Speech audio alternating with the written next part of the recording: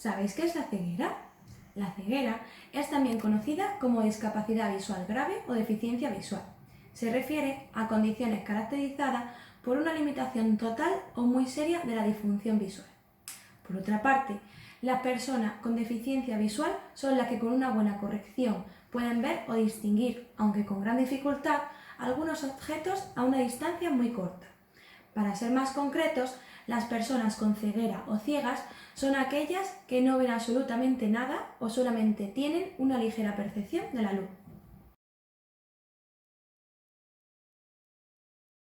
Ahora vamos a hablar cuáles son las principales causas de la ceguera. Primero, los errores de refracción no corregidos. Son problemas que se producen cuando la forma del ojo no le permite enfocar bien. Otro, la catarata. Es la opacidad de la lente natural o cristalino del ojo. Es la causa principal de ceguera en el mundo. La degeneración macular relacionada con la edad. Es una enfermedad asociada al envejecimiento. Gradualmente destruye la visión central y el detalle de la imagen. Glaucoma. Es una enfermedad que daña el nervio óptico del ojo. Se produce cuando se acumula fluido en la parte delantera del ojo. Rinopatía diabética. Ocurre cuando la diabetes daña los vasos sanguíneos de la retina, que es un tejido sensible a la luz situado en la parte posterior del ojo. Opacidad de la córnea. Es un trastorno en el cual la capa que actúa como escudo del globo ocular, la córnea, se vuelve costrosa y pierde su transparencia, adoptando una apariencia blanquecina o nublosa. Y por último, tracoma. Es una inflamación de la conjuntiva causada por la bacteria Chlamydia trachomatis, la cual es contagiosa y se transmite por contacto directo.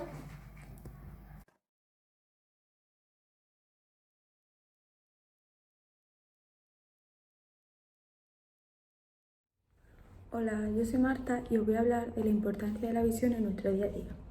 El 80% de la información que recibimos para realizar nuestras actividades la percibimos a través del órgano de la visión, que son los ojos. Esto supone que la mayoría de habilidades, conocimientos que adquirimos o actividades que realizamos las aprendemos o ejecutamos basándonos en nuestra información visual. La visión representa un papel central en la autonomía y desenvolvimiento de cualquier persona, sobre todo en la etapa infantil. Las diferentes patologías o alteraciones oculares en diversos casos pueden anular o disminuir la entrada de información imprescindible para nuestro día a día. Los niños y niñas pequeños con deterioro de la visión grave pueden tener retrasos en el desarrollo lingüístico, emocional, cognitivo, con consecuencias para toda su vida. Los niños y niñas que ya están en etapa escolar con deterioro de la visión pueden presentar niveles de bajo rendimiento.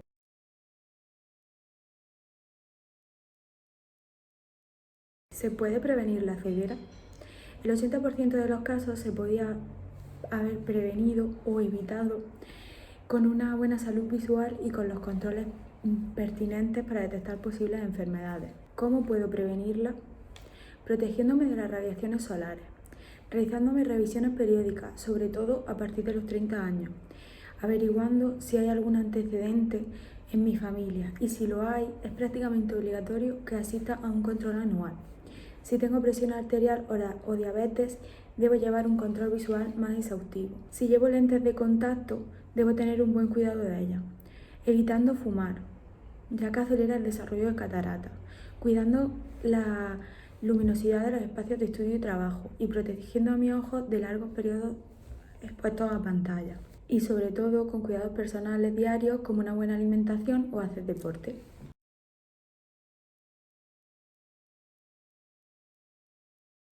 Ahora os voy a hablar sobre el braille.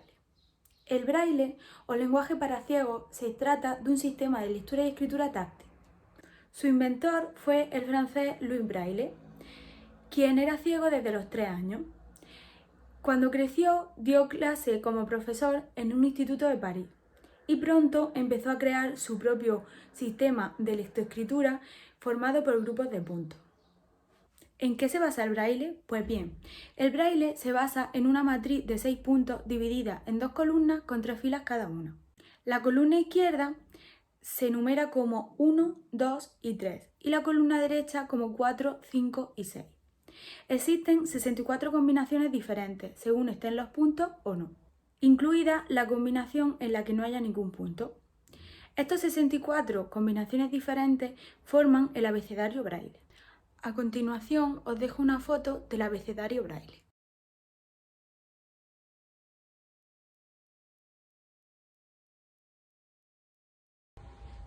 Hola, yo soy María y os voy a hablar de cómo se introduce el braille en infantil. Hay distintos materiales adaptados, entre los que podemos encontrar en prebraille la utilización de mayúsculas en relieve con tarjetas de nombres de alumnos escritas en barretas de cera, hueveras de media docena a modo de cajetín generador con pelotas de ping-pong que representan los puntos del braille. También tenemos cajetines adhesivos de distintos tamaños, libros específicos en relieve como por ejemplo percibo y trazo. Por otra parte, también podemos encontrar la barra de braille, donde solo se escriben una o dos palabras. El tamaño del cajetín es más grande de lo normal. También tenemos la dactilorritmia, que es un soporte de cajetines a modo de libreta, y el tamaño de los cajetines es intermedio entre la barra de braille y la máquina Perkins. La máquina Perkins es específica del sistema de braille que escribe en código braille a tamaño real. Y por último, también podemos encontrar libros editados en relieve y libros específicos para ciegos.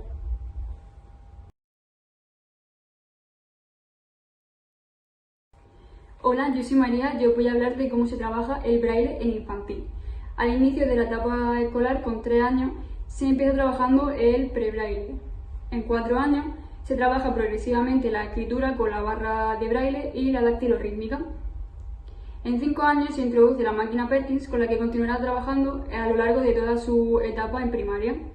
En el proceso lector comenzamos por las primeras adquisiciones de letras, sílabas, palabras, hasta su consolidación en pequeñas frases y pequeños textos. El niño aprende a reconocer las letras y a establecer la correspondencia entre grafema y fonema, sin desvincularlo del reconocimiento global de las palabras.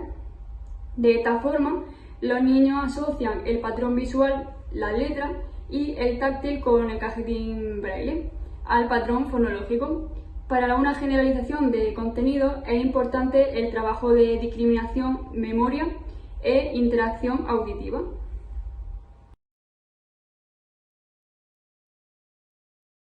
Hola, yo soy María y os voy a hablar de la intervención educativa con niños ciegos.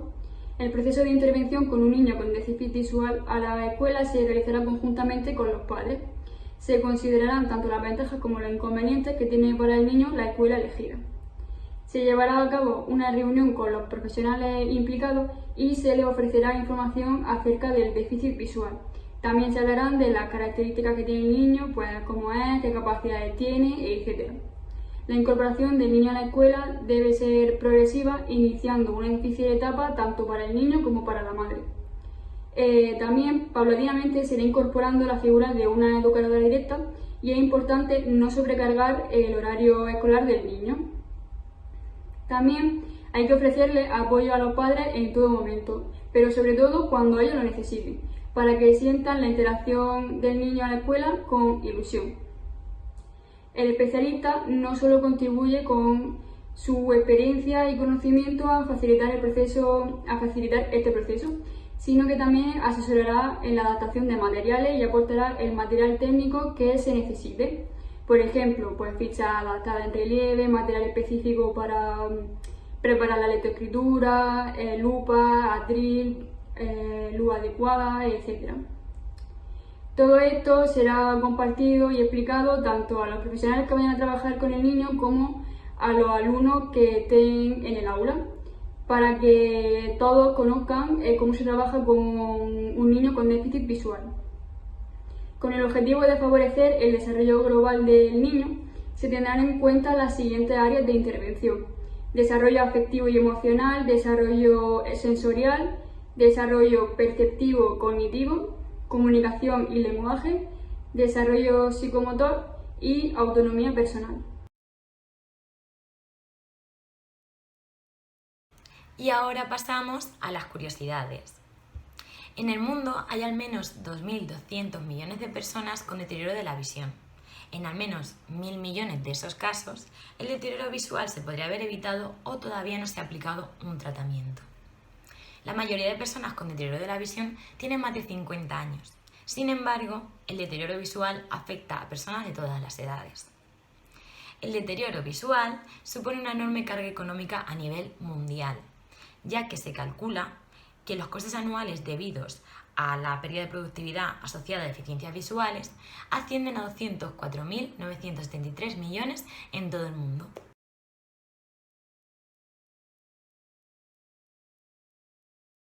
Otro de los aspectos que también nos ha llamado la atención es qué indican los colores de los bastones. Comenzaremos por el bastón blanco. El bastón blanco es utilizado por personas con ceguera total. El bastón blanco con rayas rojas es utilizado con personas con sordoceguera, es decir, deficiencia visual y auditiva conjunta. El bastón verde se identifica a las personas con baja visión. Y el bastón amarillo en España se usa como sustituto del blanco, pero en otros países de Latinoamérica lo usan como sustituto del verde.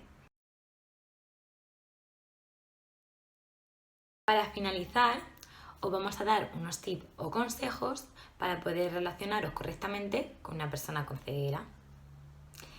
Pregunta antes de ofrecer ayuda. El hecho de que esa persona tenga una evidencia visual no significa que necesite ayuda. Habla en tono normal, claro y despacio. No eleves la voz. Esa persona oye perfectamente. Utiliza el nombre de la persona, si lo conoces, para que sepa que te estás refiriendo a él. E identifícate tú por el tuyo. Háblale mirando a su cara.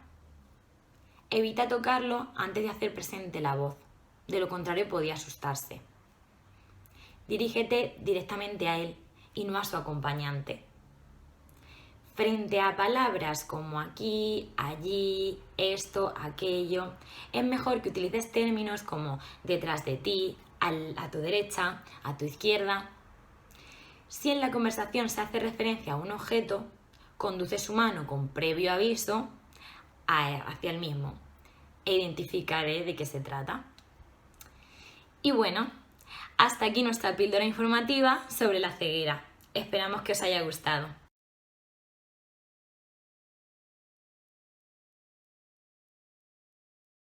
Pues para la valoración final, me gustaría decir que este proyecto nos ha servido para aprender más sobre la ceguera y sobre otros trastornos, ya que con el trabajo de nuestros compañeros hemos visto otras perspectivas también dentro de cada uno. Y aparte, pues con el trabajo de clase y gracias a nuestro profesor de la asignatura, hemos disfrutado de este tema y nos ha encantado hacer tanto los vídeos como las publicaciones y demás. Así que, por mi parte, yo estoy muy contenta con el trabajo realizado.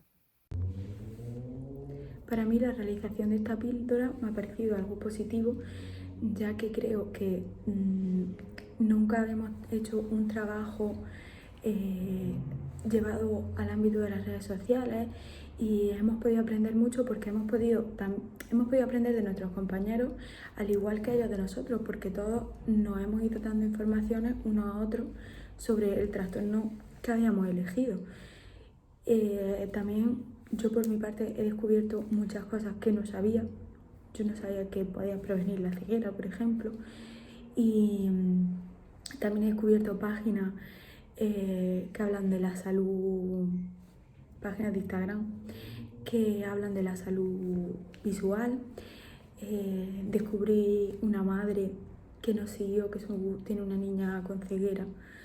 Y también aprendimos mucho de las publicaciones que hacía y la verdad es que me ha gustado mucho este trabajo. Me ha gustado mucho trabajar este trastorno, pienso que hemos aprendido un montón y que nos ha servido para poder acercarnos más a su mundo y ser más empáticos al ponernos en su piel.